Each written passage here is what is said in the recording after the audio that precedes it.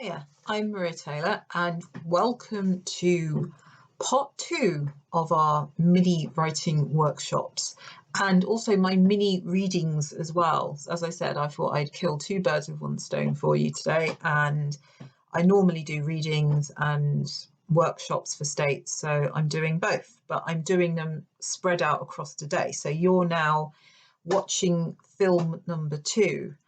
And for this mini workshop and reading, we're going to be thinking about ghosts, very spooky. And we're going to be thinking about ghosts and the past and maybe our own pasts and how this might affect us now, perhaps. So my first poem is called Loop.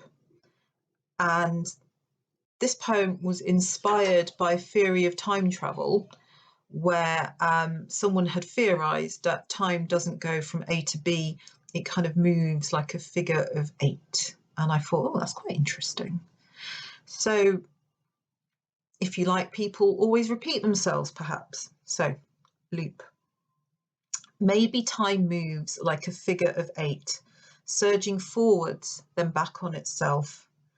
Light returns from exploded stars. A grown woman could turn a corner and see herself crying as a girl. Newsflash, our world ends again. The disappearing forests of childhood disappear again. The path curves. It takes the woman back to a dimly lit bar where she meets the same lover again and again.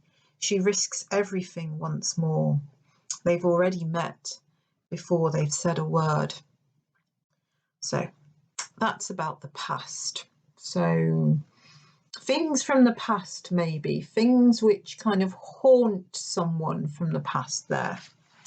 So my next poem is more directly about ghosts, and it's called Ghosting, but not in the modern meaning of that word. Well, it could be, actually. I never thought about that. It's probably both meanings. So to ghost, to vanish, to be a ghost, it's quite an interesting word, that, isn't it? So this is based on the ghost of Covent Garden tube station, who was an actor called Will Turrell, who's a Victorian actor, and he was quite horribly murdered around that area. And apparently people used to see his ghost on the underground for a while after he was murdered, and then one day the sightings just petered out and probably not many people would know who he was now. And I thought, oh, that's an interesting idea for a poem, and it kind of works as a springboard as well to take us to a different direction as well. Ghosting. Think of Will, the ghost of Covent Garden, the murdered Thesp who's walking alongside you, down and down a staircase that never ends. Dapper gent, eventually you'll see daylight. The actor won't. Spare a thought for the ghosts we pass at stations, their secret meetings, flings, kisses. People vanish into thin air every single day. Even ghosts fade in time.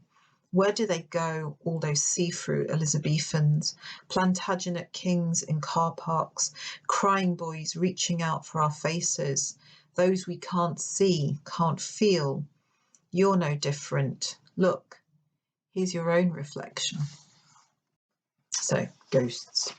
And to finish off, so still kind of ghosty, but kind of hopefully a bit more positive maybe. I went to Cork Abbey a couple of years ago, and it's in Derbyshire, and I was amazed at this stately home, which seemed like a very unstately home. It was a total mess. It had been left in the state. It had been inherited by the National Trust, and it was a state. And one of the most bizarre things about this house was the number of stuffed animals and birds in particular, and not for the faint-hearted if you find that kind of stuff a little bit squeamish, because literally every room was full of taxidermied animals, collections of all sorts of creatures staring at you. And I was like, oh, crikey, it's a bit scary.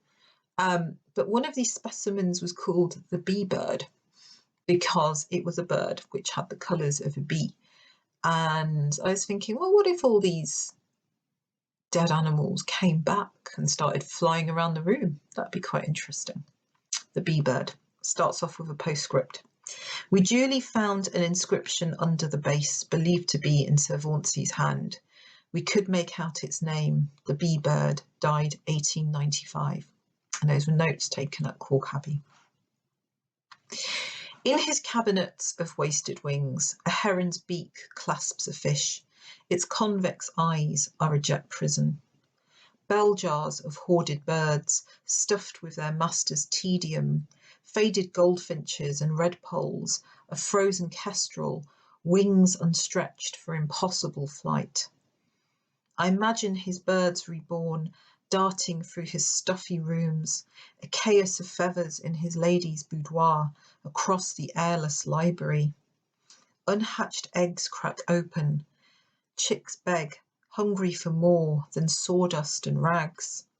And there, at his sash window, a yellow and black canary, tiny and alive, singing, singing. So those are my 3 poems about the past and ghosts and spooky things and maybe not so spooky things. So what I'd like you to do now is, there's a ghost, okay? One you've made up. Doesn't have to be the ghost of a person. Could be, like in that poem, it could be an animal, like birds, for example. But there's some kind of ghost following you around somewhere maybe, or hiding somewhere. So again, this can either be a poem or it can be a piece of prose. And again, we're going to set a timer for this. So this time I'm going to give you 2 options. It can either be a good neat 3 minutes, or you can go up to 4 minutes, depending on how you feel. Okay. So there has to be a ghost in this poem, and you can choose anything you want. It might be a particular place. It might be a particular mood. You could write from the voice of a ghost or the voice of the past surrounding a particular ghost or what have you. It could be as I said, in a particular building, perhaps quite a creepy building, or perhaps quite a seemingly innocuous building. Who knows? Perhaps a garden centre. They don't seem very spooky, do they? So think of a ghost, possibly location. Think about whether you're going to do it as the voice of the ghost or whether or not you're going to do it about a ghost. And that ghost can be whoever or whatever you wish. Okay, so this time either 3 minutes or 4 minutes, but happy ghosting, enjoy the activity, and I'll see you again in part 3. So bye from me.